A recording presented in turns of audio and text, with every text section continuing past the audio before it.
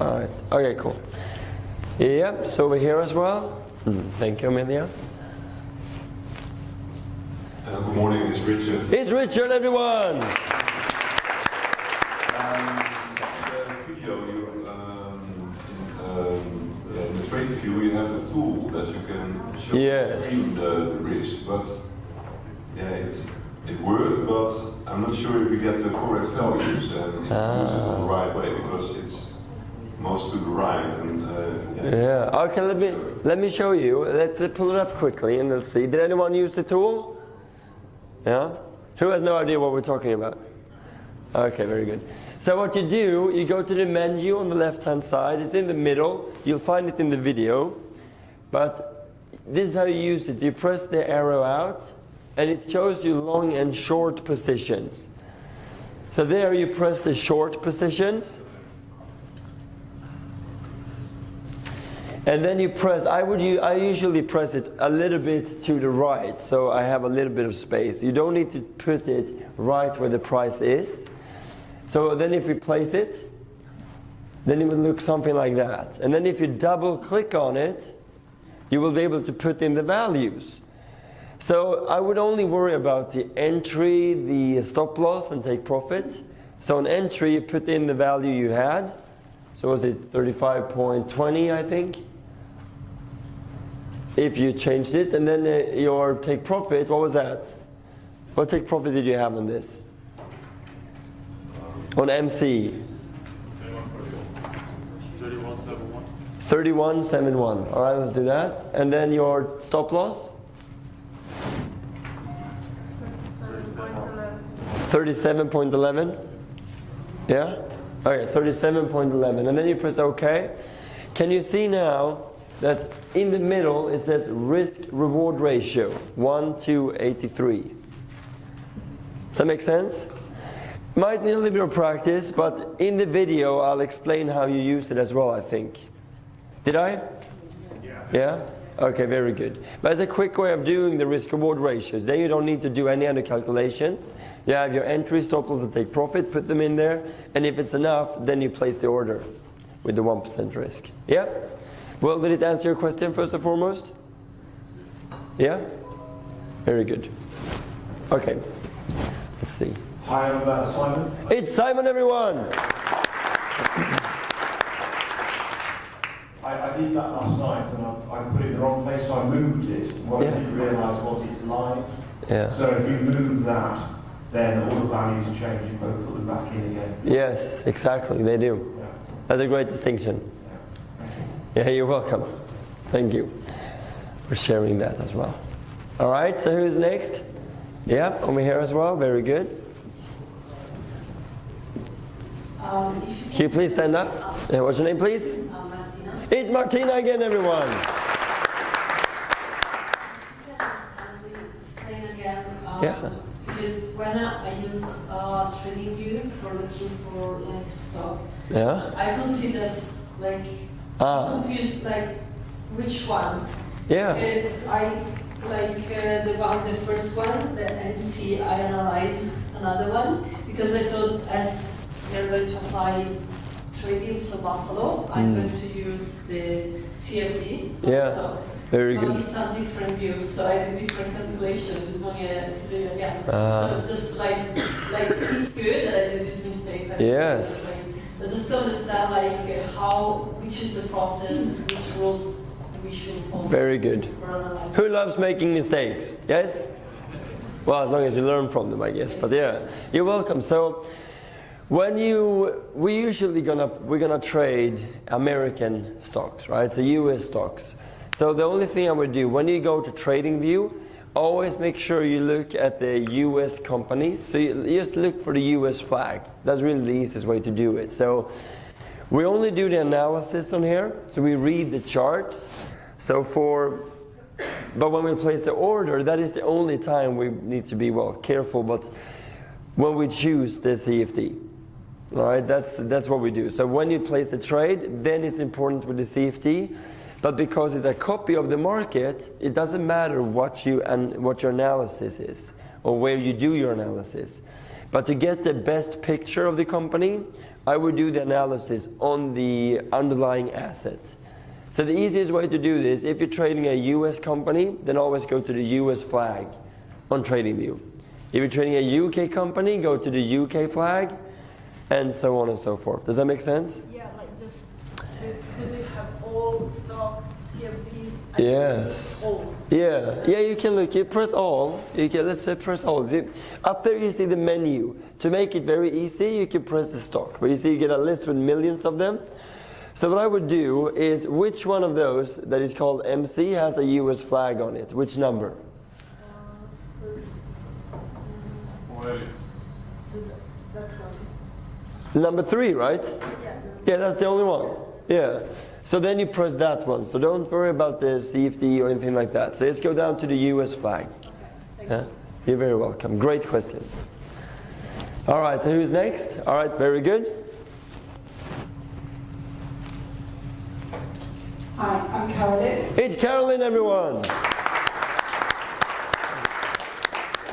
I'm a bit confused about what I'm reading on that box that you had open with the risk-reward ratio. Very good. The numbers that are on there, so I haven't got a percentage for risk-reward. Yeah. I've got a number. Yeah, that's fine.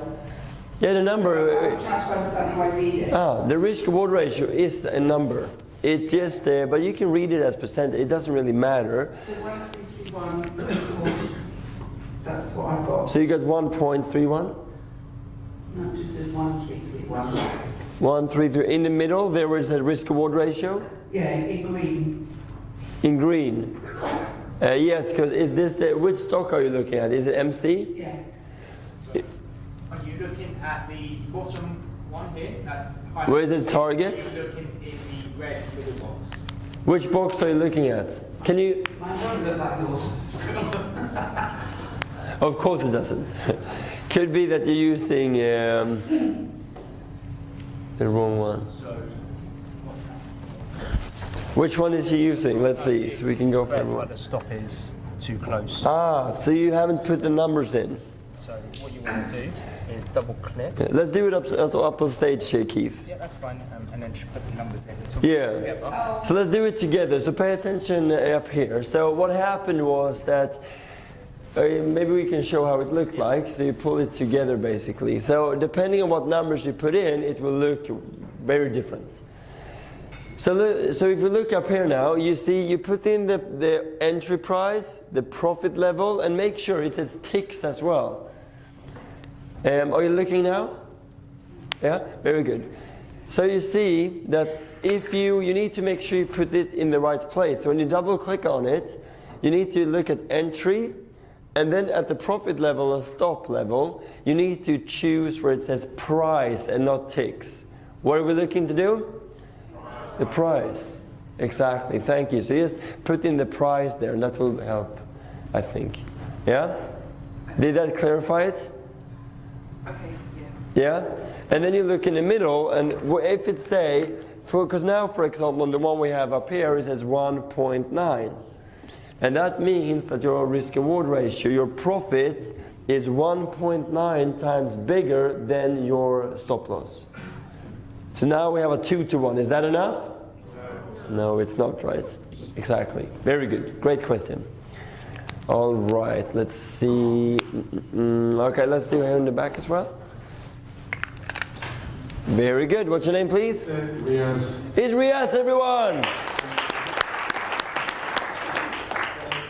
I just wanted to find out, the entry point. My entry point is different than what you said there. So I got entry point 36.26. I just want to find out Very good. if I'm missing out on Very good. technicality.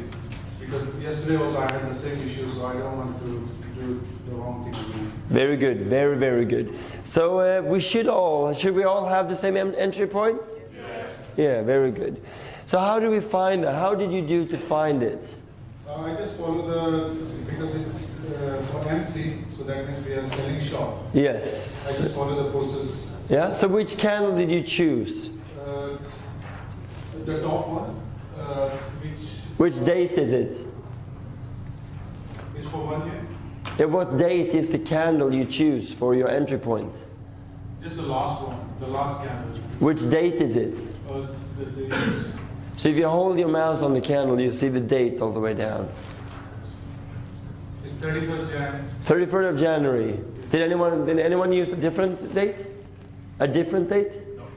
Same. You should all use that date, if that makes sense. So, all right. So what number did you use?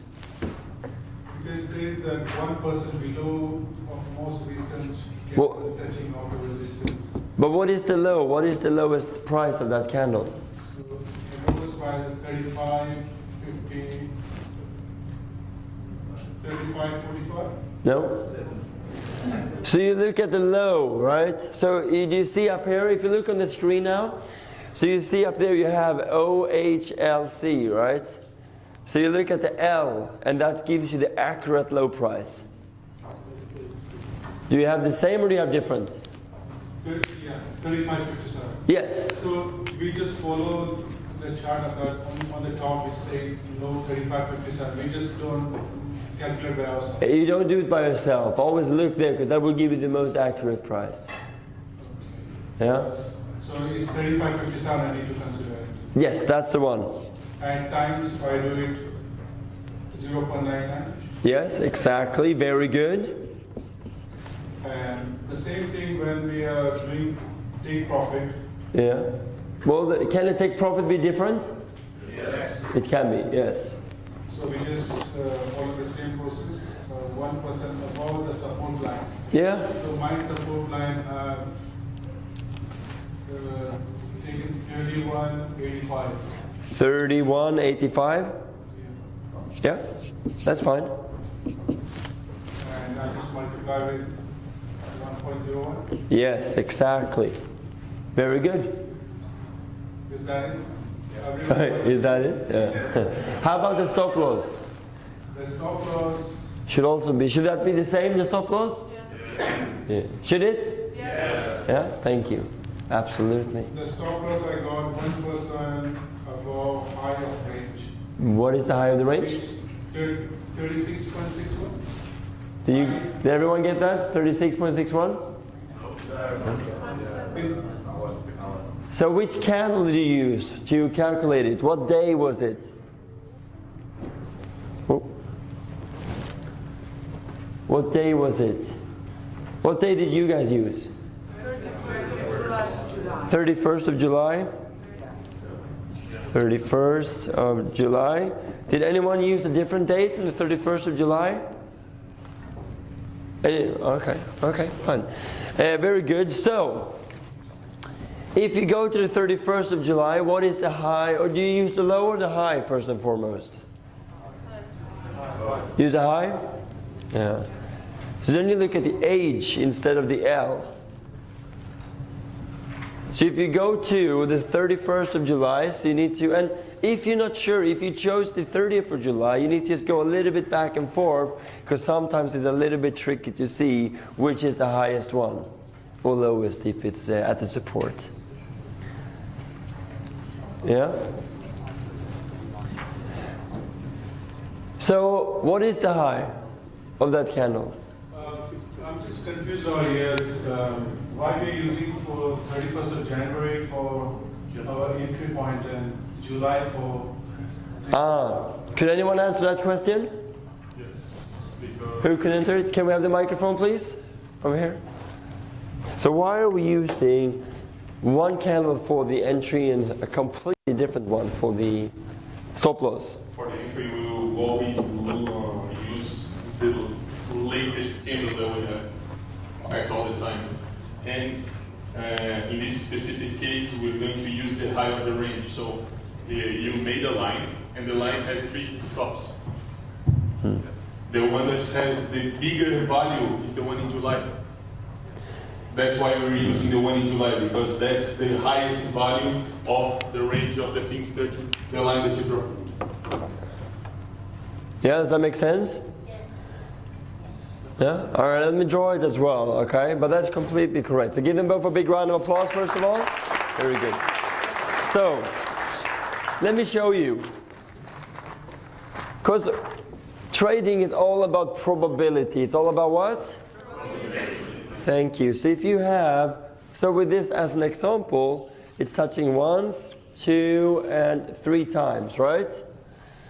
And if you put your stop loss above this high, right, the most recent, then you'll see back here that it's been higher before.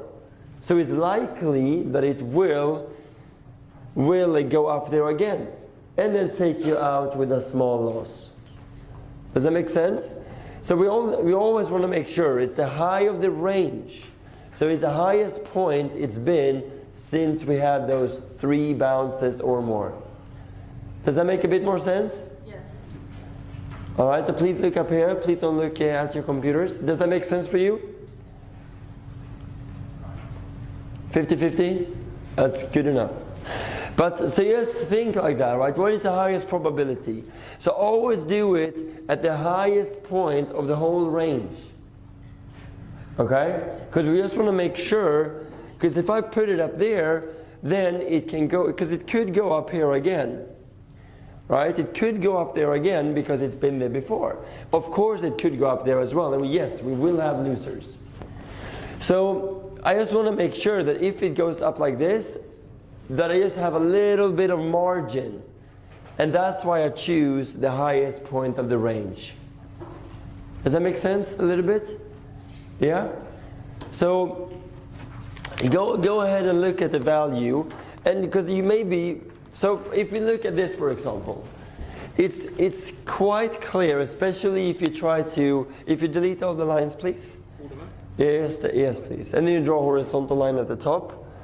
So if you draw a horizontal a bit further up so you can pull it down. Right. So then if we do a line like that and then pull it down, and the first high that it's touching, that's the one that is the high, right? That's the highest point of that range. Does that make sense? Yes. So then you see that it is the first bounce. It's this one right here. Does that make sense? Yeah? Any questions on that? Comments? Yeah, very good. Yesterday you said that the entry point should be the same for everybody, but my resistance line is higher than, it doesn't include the very last candle, so should the line always touch the last candle? Because otherwise the entry position is different than what we have. Yes. No, not necessarily, but if it's not touching anymore, then I would wait until it is. So if you for example, let's imagine you drew it like this, yeah, like Keith did it now, and then the next candle is not touching. So the easy answer is, then you wait until the next candle does. So then you cannot put the order in now. Then you have to wait maybe one more day. So the next candle is touching, if that makes sense. Yeah? So then, so that could be something you have to do. But you could draw the line slightly different. But that's probably the safest thing to do, to wait a little bit then if it's touching again. So then no, then you would not place an order, but everyone who would place an order, then it should be the same. So I could move my line to touch the last candle as long as it's last day included in my line. It should be okay to... You can, but you don't, it depends. That's what's interesting with trading, of course. It depends a little bit. Because you don't want to put your line so it's kind of, okay, now is a great entry when you really need to wait a little bit. So you don't want to put it too low. But in this case, then you could, because the lowest point of both of those candles are the same. Almost. So if you look at the candles, so the latest one, the low is 35.57, and on the one before, which you chose, it's 35.6. Is that true? So it's very close. So this is an interesting example. So then yes, then you can do it. But if it's a major difference, then no. Then I would wait. Thank you. Yeah, you're very welcome. Very good question. All right, in the back.